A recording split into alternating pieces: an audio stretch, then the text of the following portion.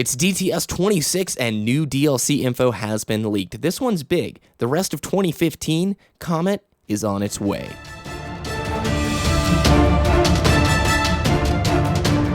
You're listening to Destiny the Show.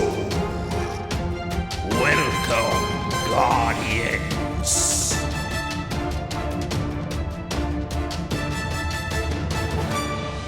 Ditty, what is good? Happy New Year. How was your week? Pretty good. Played lots of Halo 5 and Destiny. I got both my Warlock and my Titan classes up to level 29, and all the gear they have can actually get me up to 31 if I get the destination materials and, what's it called? Shards. Whatever the armor material is for each of those classes, you know? Oh, yeah. I guess it's dependent for what type of character they are, isn't it? Yeah, so Hadronic Essence is Warlock, Plasteel Plating is Titan, and then Sapphire Wire is Hunter. It's expensive having 3 Guardians to clothe and feed and send through Guardian school, man. And then I know, right? by the time they're all grown up and level 30, they don't even say hello. They don't call you anymore. Don't visit the tower. What's up with that, man? So New Year's has been good. You've been playing some Destiny. Have you been playing, other than Halo 5 Beta, by the way, how are you liking the Halo 5 Beta? I like it. It's actually kind of fun, you know. Nice. I've only played Slayer and Breakout at this point, but I'm looking forward to the other game modes and maps. Excellent. Anything else in there? Any sort of guilty pleasure games? Any League? No League, actually. It's been a while since I've played League, you know. I've been on that Destiny grind forever, you know. I mean, I'm trying to do the raids as much as possible, which hasn't been very successful because, you know, finding 5 other people to do it with you is a task. Mm-hmm. But yeah, I've just been grinding Destiny. Nice. So far. That's a good game. I gotta admit, I took a little break over the holidays. My sister came home. She lives out of town, and they like to use Netflix and the internet, and I'm already pretty slow on internet speed, so I decided instead of struggling, I'm just gonna take probably a week break or so. Played a little Halo 5 Beta. It's good, but man, I've been playing Dark Souls. It's the guilty pleasure for sure, and good game, man. If anybody out there hasn't played that game, brutally difficult, but totally fair and worth it.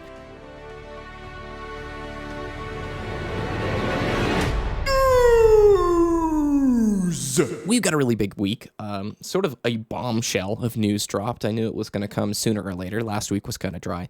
But a screenshot has leaked in regards to the timeline of Destiny, and this screenshot is from Bungie headquarters, and it is showing and detailing basically the timeline of Destiny in 2015, the expansions that are coming, and this little thing called Comet that our viewers and listeners are going to hear tons about in today's show, and I'm sure they're going to hear tons about in the rest of 2015 as we get closer to it. So before we get into it, I want to say that you can check out a bunch of great weekly links from RB Evans on the Destiny subreddit. We have that link in the show notes, and basically it's called the Weekly Filthy Casual Report. We get a lot of links from there each week, and we like to shout out those people.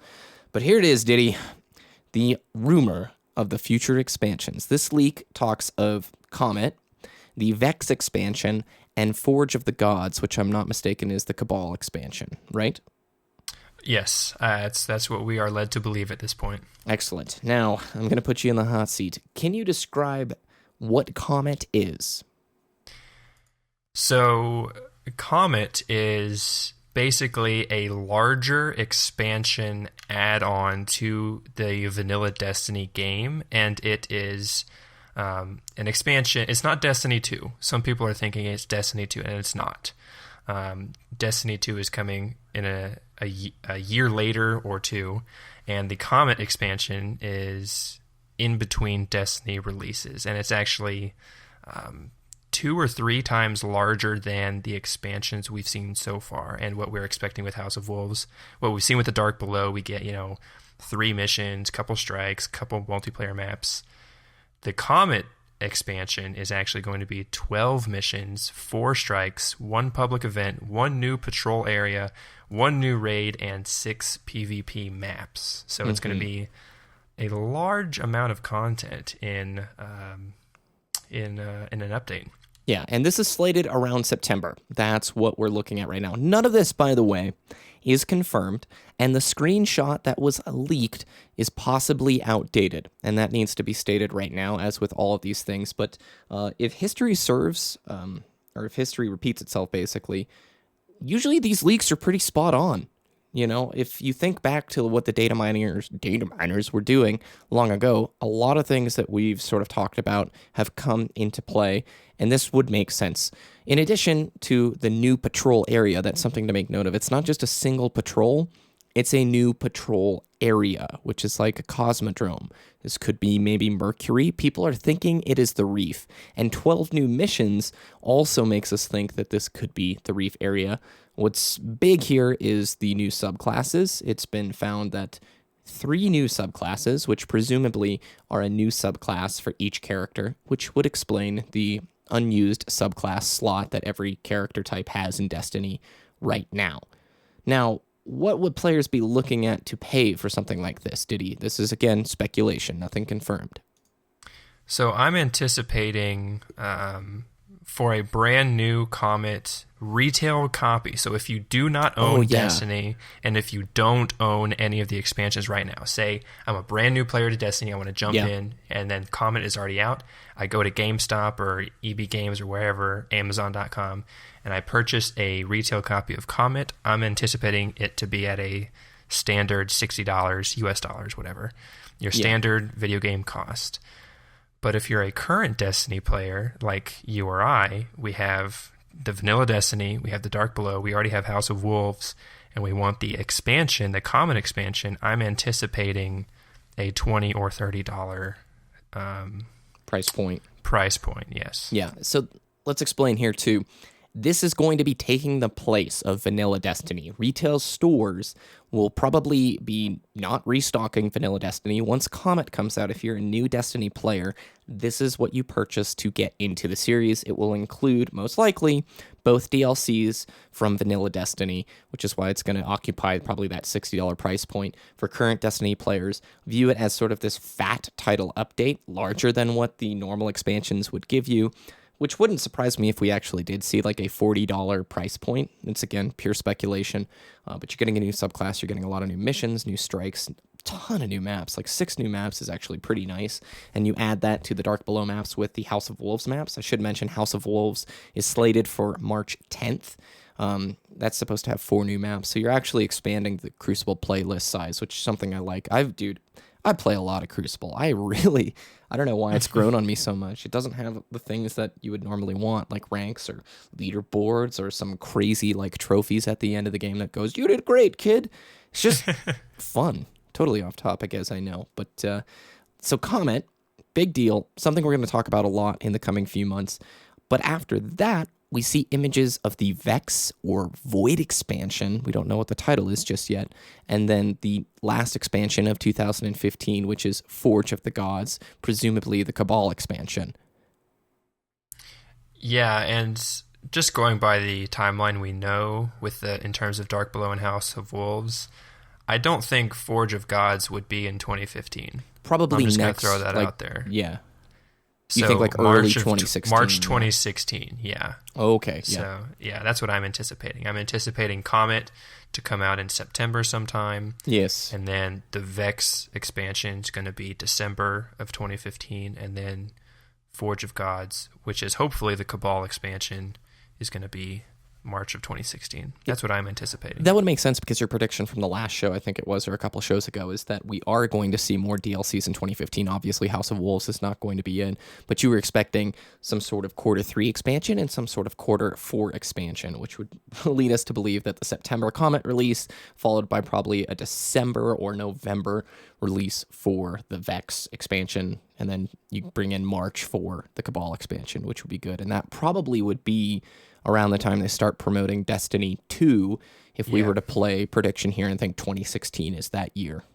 Yeah, because March of 2016, March, April-ish, is that beginning of the convention season, what E3, PAX, whatever. And that's when the announcements actually come. Yeah, and it actually times out really well. So once people are kind of dying out of that Cabal expansion, oh, hey, Destiny 2 is coming out this year, so get ready. I also want to point out, if you bought the expansion pass, you have access to Dark Below and House of Wolves already. That's expansion pass 1. Yes.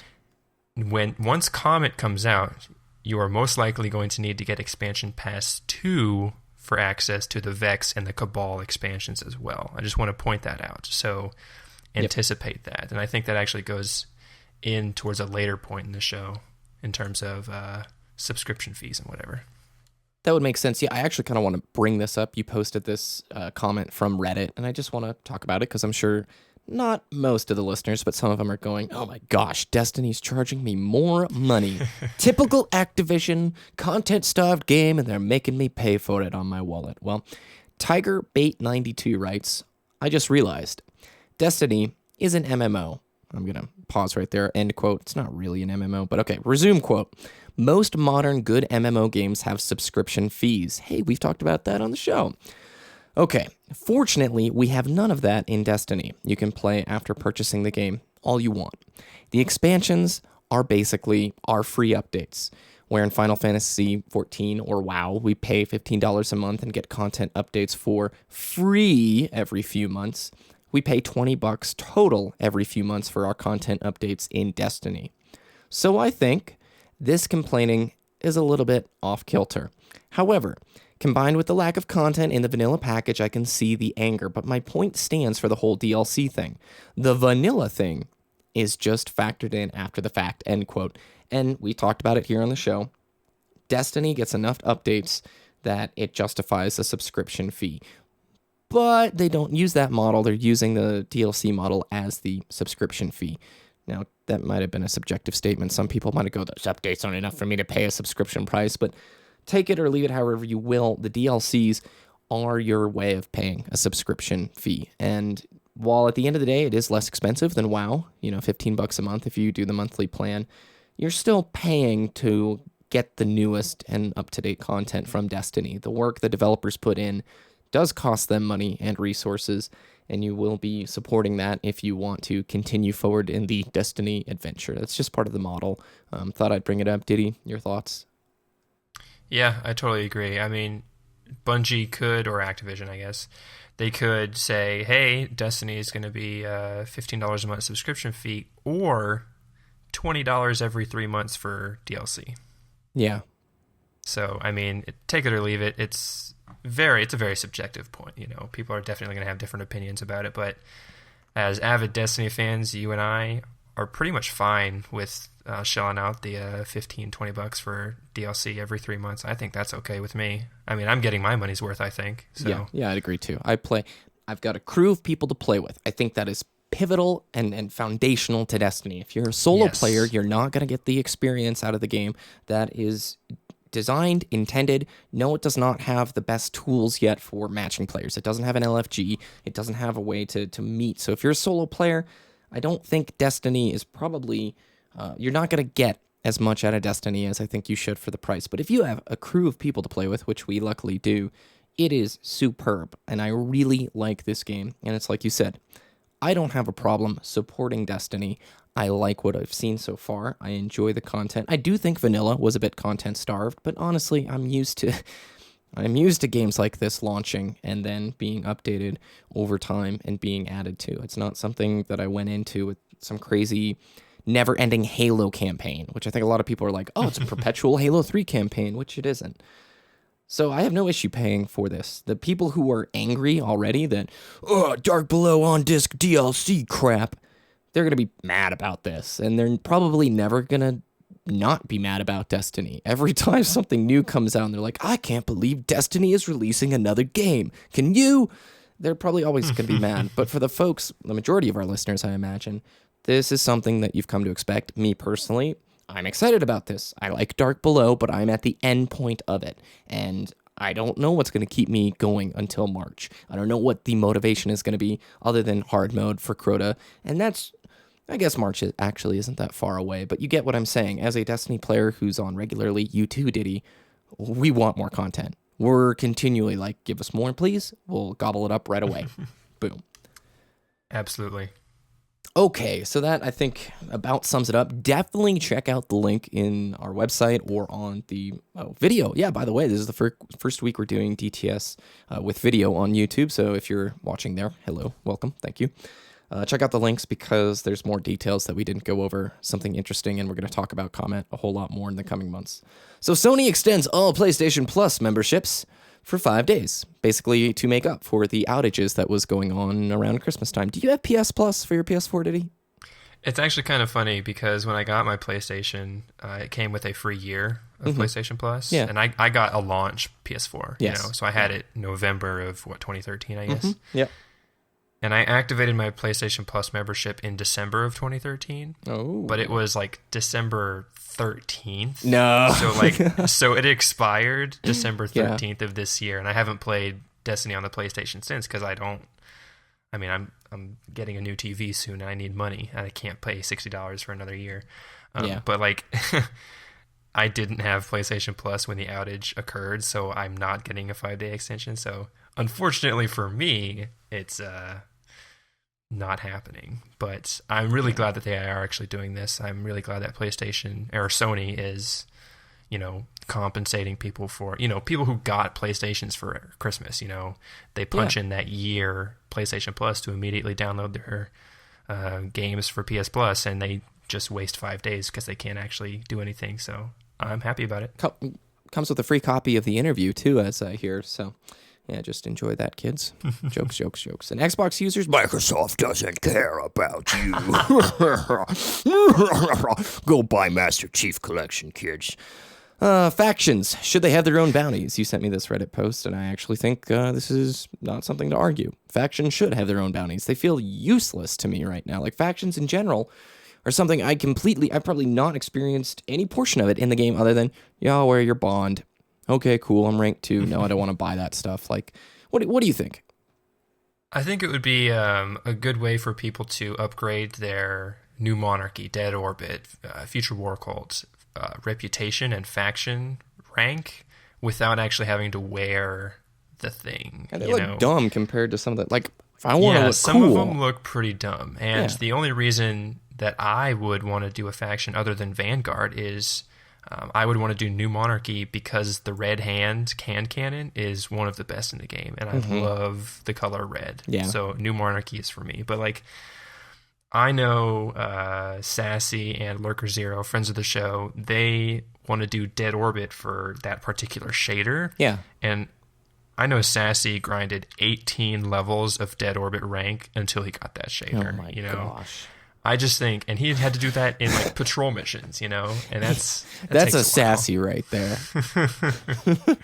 So I think similar to Eris, you have bounties available on a daily basis and just things to do, and if you think about it, if you go into the Crucible and you pick a game type, they each have a faction symbol next to it. If you played that faction, you get extra experience for that faction, Yep. Have the bounties from each faction similar to those things, like get 10 kills in my Crucible playlist or whatever, Yeah, I'm all for it. Make it more creative and fun. Maybe these are things they're looking to do with Comet, or hopefully sooner. That would be kind of nice. This is your ghost, Miranda. And when I'm not out helping Guardians, I'm listening to Destiny the show. So not a long topic today. Did he beat the raid Crota's End this week? I have yet to beat Crota. I've gotten all the way to Crota at the very end. So I've done sort of the first, wouldn't you say, 2 parts of the raid? I would say 3 or 4. Okay. And all that was left for me is to actually fight Crota. And I kind of want to know your experience, because before the show you were saying that you think Vault of Glass is a little bit better designed, but could you walk me through the experience of killing Crota, and then perhaps why you think Vault of Glass stands a little bit above it? So, spoiler alert, if you haven't actually played the Crota raid and you don't want to know... You kill Crota? You kill Crota. No! Oh my gosh. Ruined it. Mind blown. Okay, so... most of you probably already know this already, but the Crota raid first segment is the Thrall Way. You have to run through the lamps to build the bridge at the very end, and then only one of your 6 has to survive and get to the end in order for the loot to drop. So That's pretty cool. There's a bunch of cheese things you can do, especially with the exotic hunter gauntlets that were sold by Zur this last weekend. Whenever you're hit with a melee, you go invisible. And there was a video, I remember. There's a video on Reddit of this dude just strolling, literally walking through the entire thrallway and just getting to the end. Oh, man. So I thought that was hilarious. Anyways, second part is the, what's it called? The sword bearer to build the bridge across again. And I've only ever cheesed it, to be honest. You know, there's a parkour route on the right wall you can climb up, get on top of the map, and then your whole fire team dies, except for you, and then it despawns all the enemies on your side and puts them on the other side because it thinks that you're on that side. And then when you kill enemies on the opposite side of the bridge, you will progress to the next area, basically. Yeah. And then after that is the real Thrall way, I guess. The first part is the Thrall Abyss. My bad. Excuse me. It's the Thrall way where you have to kill the 2 Shriekers. Because if you don't kill the Shriekers, they actually have a force field, and you can't actually run past the Shriekers, so you actually have to kill them. And there's a door at the end of the hallway that's like closing. Typical movie, like Indiana Jones, get through the door thing. Yeah, so that's where the second chest is, inside that doorway. And only one person has to make it through the door, because once you make it through, you can actually open up the door and the rest of your fire team can come in and get the chest. Mm-hmm. And then once you jump down the little hole outside that chest room, it's the, what's it called? The Death Singer Iryut. And she's like a witch, and she's trying to summon Crota, and you have to kill her in a certain amount of time. Mm-hmm. Supposedly that's the most difficult part of the raid. Yeah. But when you have a bunch of 31s and 32s, just taking them out, it's pretty simple. Mm-hmm. Mm-hmm. But basically, if you don't kill her in time, you'll wipe. It's a full, like the whole crew's just insta death restart instantly. And so after that part is the Crota fight, and Crota is only damaged in terms of his health. Crota has a shield and health, right? Yes. He's only damaged by the sword. Yep. So you actually have to kill a sword bearer. Your entire fire team has to shoot Crota to get his shield down, and when his shield is down, he'll actually kneel down and be vulnerable for an attack for a few seconds. Mm-hmm. And that's when the sword bearer comes in, or the guy with the sword, and just hits him a few times and jumps back. If you stay too long, Crota one hits you, and you die.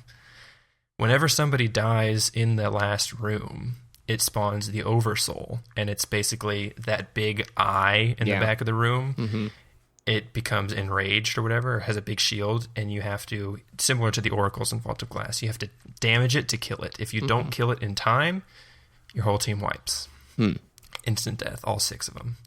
So the first time I did it, I'm not going to name any names, but 3 out of the 6 guys had only ever cheesed Crota, so they didn't know they had to kill the Oversoul. Oh, no. So one of our mutual friends who had done the raid legitimately was getting super mad. He's like, just kill the freaking Oversoul. Just shoot it. Whenever it spawns, just shoot it.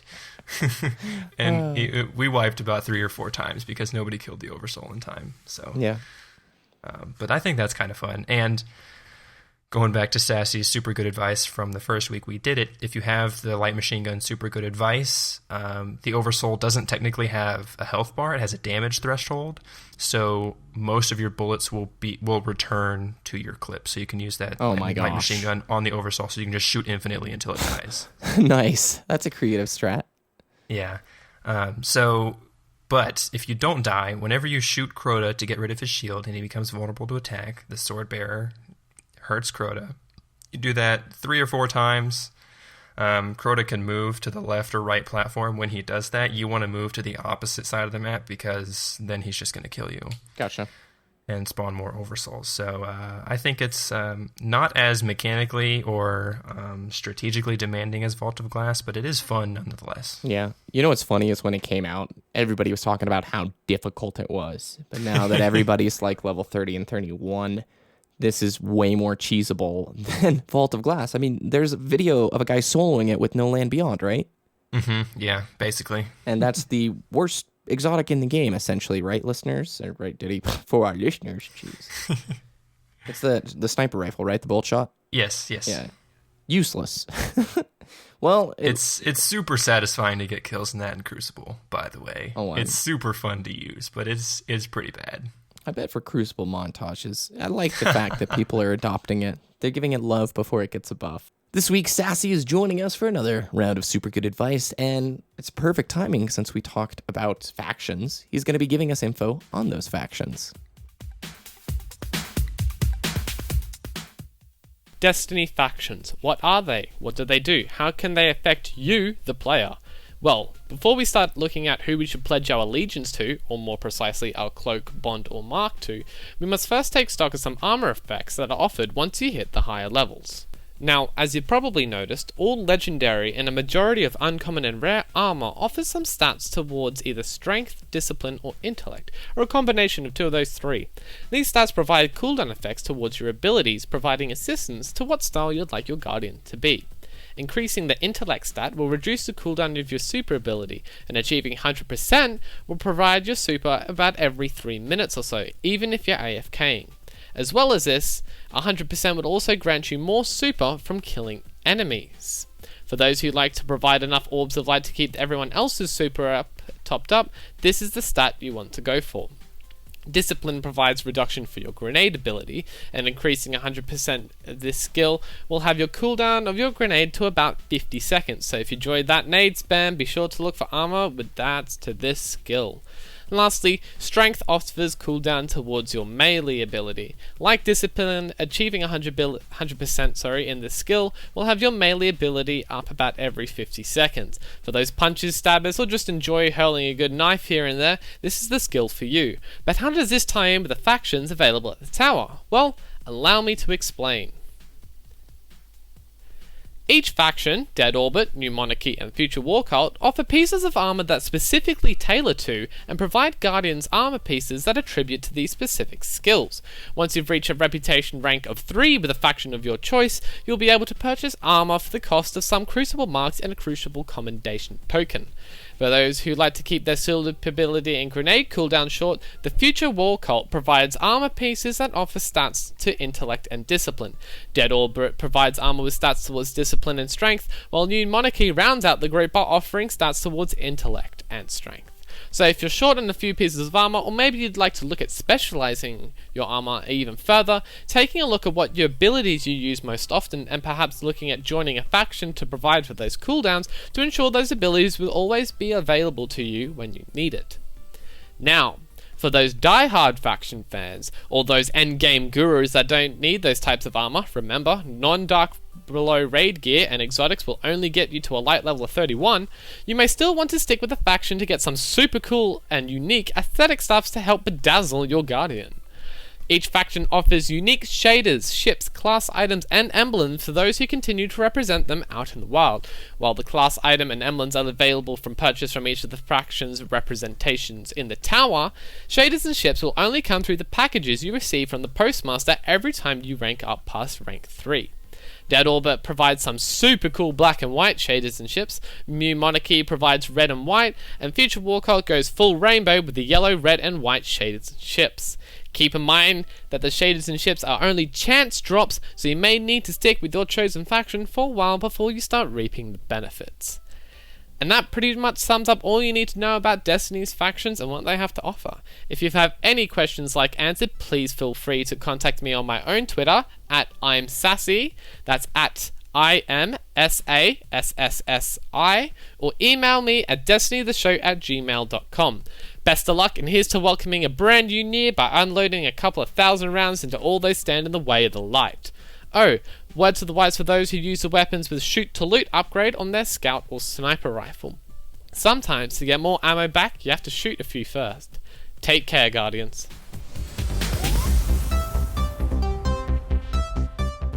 Thank you, Sassy. It's time for It Came From Twitter. It came from Twitter! Our first tweet comes from @Polydivision. I might have read this last week, but just in case I haven't, really appreciate the great content and sound quality of the show. Thanks, Generous Moon Chest. And he sent us a picture of a really cool looking blue scout rifle and getting some boatload of helium filaments and a couple of blue items. That's pretty rad. Up next is at Dingo the Wild. Just listen to the podcast. You guys are brilliant. Thanks for the best in Destiny info in my ears. Hey, thank you for the kind words. Lurker Zero, friend of the show, sends us a picture of the Crota Raid shader and says, there is a Crota Raid shader. Great show, guys. Thank you, Lurker. We then have at Marin's dad, who sent us a video of the Eidolon ally versus Crota. There was only going to be one winner. From Australia. Thank you. Congratulations. If you didn't know, the bounty for the last 2 weeks has been to take Husk of the Pit, our Eidolon ally, into the raid and send us a picture, or even better, some footage. So congratulations. Welcome to the Wall of Fame. I'm glad that we can finally wrap up that bounty. If nobody would have done it this week, it would have been pretty sad, actually, honestly. Lurker Zero also sent us a picture saying it is accomplished. And he got a Vex Mythoclast. Were you with him when he got this, Ditty? I was not, actually. I jumped on Destiny about 5 minutes too late. Oh, well. That elusive Mythoclast. If Sassy hadn't have already gotten that weapon, man, I swear he would have been a little salty about that one. At MWebster1991 says, found your podcast, been loving it. I have a long commute to work. It's been entertaining every mile. Well, thank you so much. Hopefully work goes excellent for you in 2015. And that is all the tweets we have today. I reminded myself with the show note to read an email that was sent to our email, destinytheshow@gmail.com. It's from John, and it says, hi guys, thanks for the show. It's been great finding a Destiny podcast that I could subscribe to. Anyway, in episode 24, you touched on the way people repeat the Crota's end raid with multiple of the same character, and that this might not be the way Bungie envisioned players using the character slots.